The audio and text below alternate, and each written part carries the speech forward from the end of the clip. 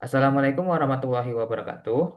Kami dari tim PPL TRPL 315. Pada hari ini saya akan membahas terkait dengan praktikum keamanan basis data, yaitu aplikasi Mobile Work Radar. Selanjutnya ini adalah tim kontribusi kami. Saya Fajar Mirza Hanif. Saya Muhammad Fadil Osman. Di Kavi Sibowo. Dan Muhammad Faldi Rizaldi. Saya Surya Nur Aini. Lanjut, terkait dengan gambaran umum. Jadi aplikasi Work Radar ini pengguna kita bisa membuat tas baru, mengisi subtas, melihat timeline tugas, dan mengubah status tugas ke dalam aplikasi sistemnya. Nanti sistem merespon dengan mengirim notifikasi deadline tugas, mengkalkulasikan waktu, menampilkan jadwal, dan memberi saran bobot tugas. Selanjutnya, tujuan aplikasi Radar hadir untuk membantu pengguna dalam mengatur dan memantau tugas serta jadwal harian secara efisien, sehingga produktivitas meningkat dan resiko kelupaan atau penumpukan pekerjaan dapat diminimalkan. Selain itu, aplikasi ini dapat memantau cuaca di kota masing-masing sebelum melakukan hal produktivitas lainnya. Next. Oke, fungsinya itu adalah yang pertama mencatat dan mengelompokkan tugas berdasarkan kategori atau prioritas. Yang kedua memberikan pengingat dan notifikasi otomatis agar tidak ada tugas yang terlewat. Yang ketiga menyediakan visualisasi beban kerja, membantu pengguna memahami distribusi waktu dan memberikan saran penjadwalan otomatis yang kontekstual. Sesuai dengan integrasi AG agar pengguna dapat merencanakan aktivitas secara lebih adiktif.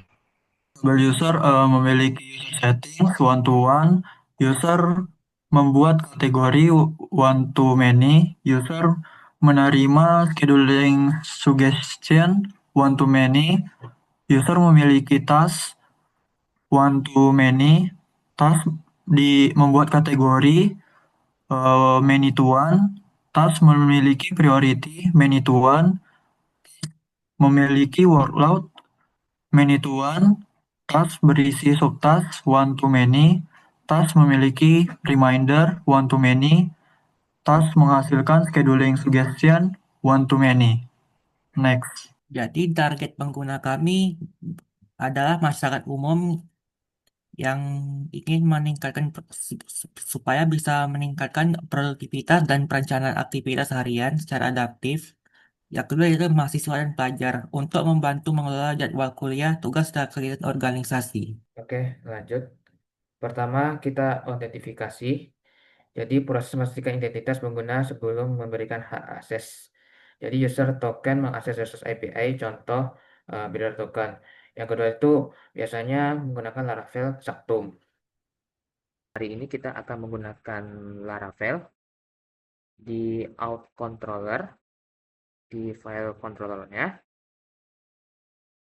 Jadi pertama-tama kita menggunakan autentifikasi Laravel Saktum. Nah, sebelum itu ada perintah out anthem conditional request. Jadi kita merequestkan password yang kita sudah registerkan. Lalu yang kedua itu ada create token. Jadi mengautentifikasi sebuah token yang dimana apabila Anda sudah melakukan login, maka hasilnya sukses.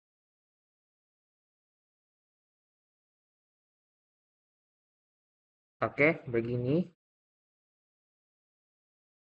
Oke, jadi kita mengimplementasikan autentifikasi dengan menggunakan Saktum.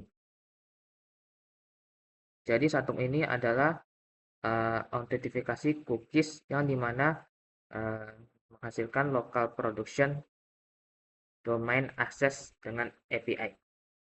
Seperti ini. Dan ini adalah middleware, ada autentifikasi session, enkripsi cookies, dan validated token. Ini disebut dengan autentifikasi.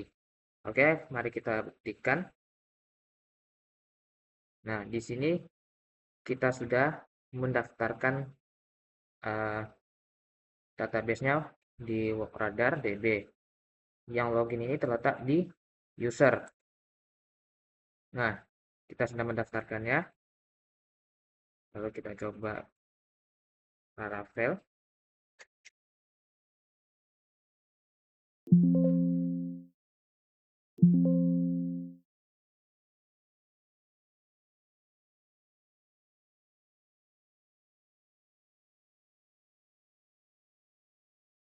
Nah, ini dia. Ini contohnya adalah implementasi terdiri dari email dan password. Kalau kita pencet, maka muncul login successful dan bisa masuk ke aplikasinya. Yang kedua itu adalah otorisasi, apakah user sudah sertifikasi hak mengakses fitur resource. Jadi mengecek apakah user sudah login, belum login langsung tolak. Baik, sekarang kita lanjut ke otorisasi. Jadi apa yang dimaksud dengan otorisasi? Otorisasi itu adalah apakah user sudah teridentifikasi dengan apakah user itu sudah login. Jadi dengan menggunakan RBAC atau Role Based Access Control. Jadi izin diberikan oleh admin aplikasi ini. Pertama-tama kita tengok cek role-nya bagaimana aplikasinya dengan menggunakan public function handle user out user kemudian return next. Lalu setelah itu kita menambahkan sebuah API PHP pada root, di mana root post ini register apa user itu login, user logout, dan root ini dibagi-bagi jadi task kategori, prioritas, workload. Lalu pada otorisasi ini terdapat out controller, fungsinya untuk menjalankan logika-logika seperti merequestkan aplikasi ini untuk memasukkan user, misalnya nama, email, dan password. Apabila berhasil, maka register successfully. Tapi kalau gagal, invalid credential. Jadi langsung saja kita pembuktiannya. Ini misalnya kita mau register, misalnya namanya sih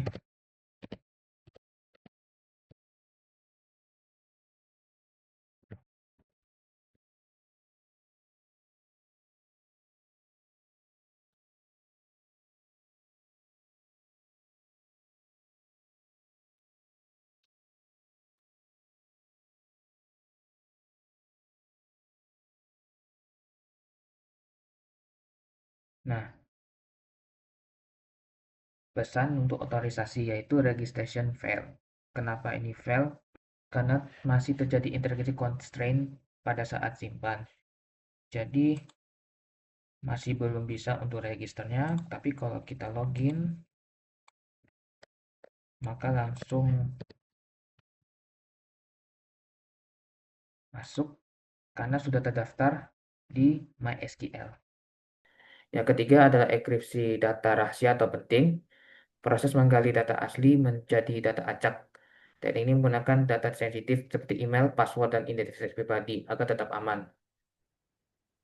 Yang keempat adalah data integritas, merupakan mekanisme memastikan bahwa tidak bisa dimanipulasi dan tidak bertanggung jawab. Yang terakhir adalah pengecekan hash. Hashing kombinasi berupa nama, email, angka pemisah, algoritma SH256. Baik, oke, bismillahirrahmanirrahim. Jadi pertama, kita sudah memasuki tabel user, yang dimana terdiri dari ID pengguna, nama, email, password, dan sebagainya. Yang pertama itu ialah hashing password ya. Jadi yang pertama itu adalah enkripsi data. Jadi enkripsi data itu di mana data-data itu dipecah menjadi beberapa bagian yang sulit ditebak, misalnya email kita.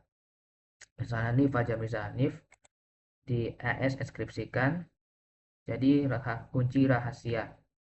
Oke, apa hasilnya? Hasilnya seperti ini, di mana email Anda terenkripsi menjadi 0xab511 dan sebagainya. Lalu kedua itu adalah data integritas. Itu misalnya di tugas. Nah, ini adalah satu data ini menjelaskan inti tugas, pengguna, beban kerja, judul, deskripsi. Nah, ini data ini bagaimana ya update user, apakah ini secara sah atau tidak, atau ada yang diubah. Oke, langsung aja kita cek. Nah, misalnya ini update tugas, kita cek, kirim. Nah, maka data hash ke SSH concat ID pengguna if null. Nah, jadi ini menggunakan SHA 256 itu sebagai fingerprint. Jadi data ini terjamin aman. Yang terakhir adalah hashing data. Itu kita menggunakan user. Jadi data yang hashing itu adalah di mana data yang penting itu di hashing sama seperti deskripsi data, di mana data itu di hashing menjadi data-data yang sulit ditebak. Misalnya pada concat ini. Nah, apabila kita kirim, nah checksum integritas. Kita cek integritas. Maksud saya, apabila sudah diubah ini, apakah data ini integritas atau tidak? Jika hashingnya berbeda, maka itu sah. Kalau hashingnya sama, berarti datanya tidak sah. Tapi kalau berbeda, berarti datanya sah diubah. Dilakukan melalui Google, sehingga tidak ada penyimpanan paspor di sistem. Pendekatan ini meningkatkan keamanan karena risiko pencurian kata sandi maupun paspor reus dapat dihilangkan sepenuhnya. Sebagai gantinya, aplikasi ini memanfaatkan Google untuk mengelola seluruh kebijakan keamanan paspor.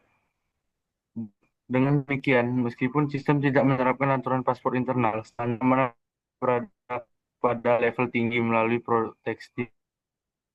Namun, pengguna database seperti admin web dan mobile user tetap menggunakan password dengan level kekuatan 02.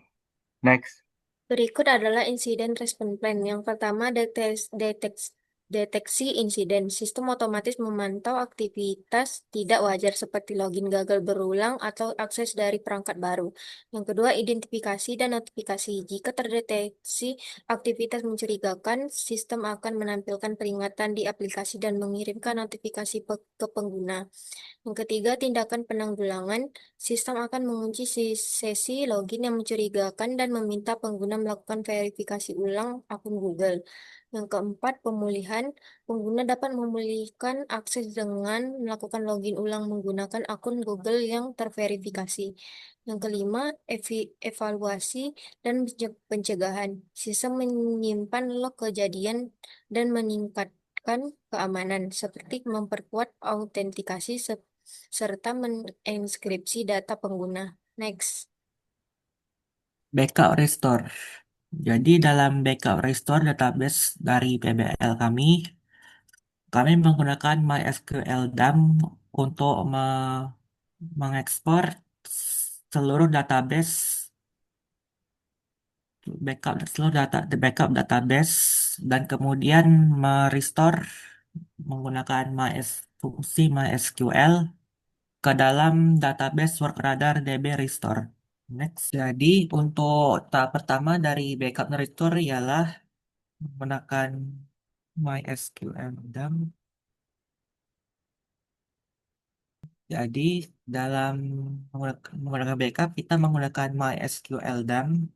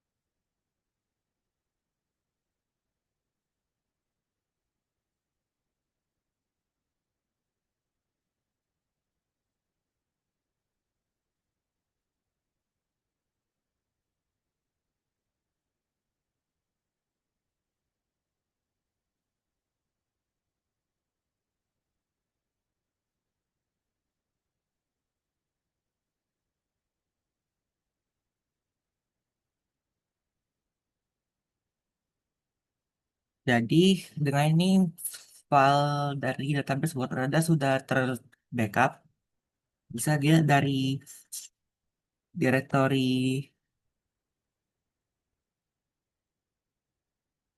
direktori backup di direktori C dengan nama Wordradar DB 2025 11 15 1405 SQL. Langkah kedua yaitu adalah menggunakan merestore menggunakan MySQL.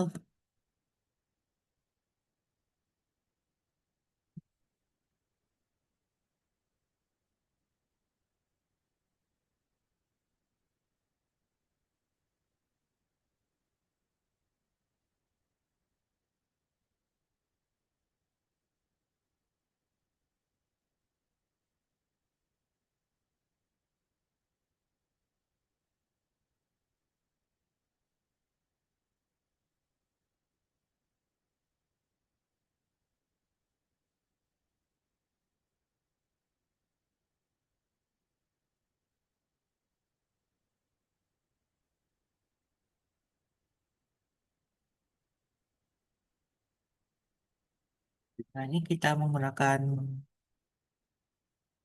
dari SQL terdapat database Wordradar DB restore.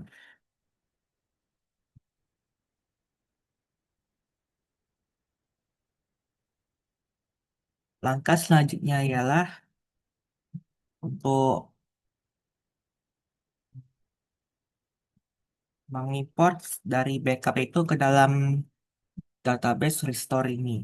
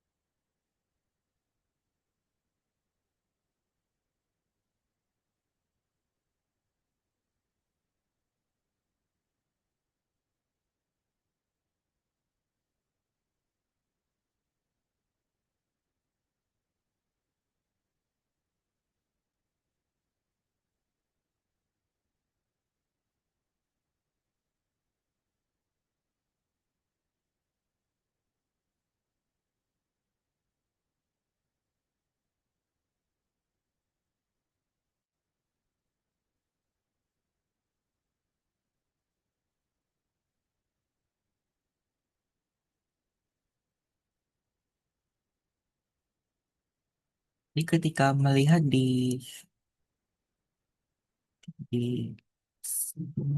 SQL,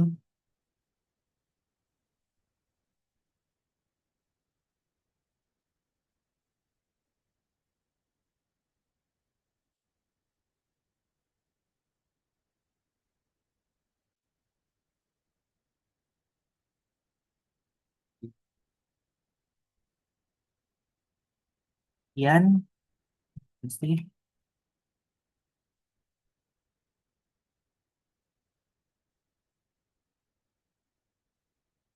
Demikian presentasi hari ini. Apabila ada kesalahan, saya minta maaf. Terima kasih. Wassalamualaikum warahmatullahi wabarakatuh.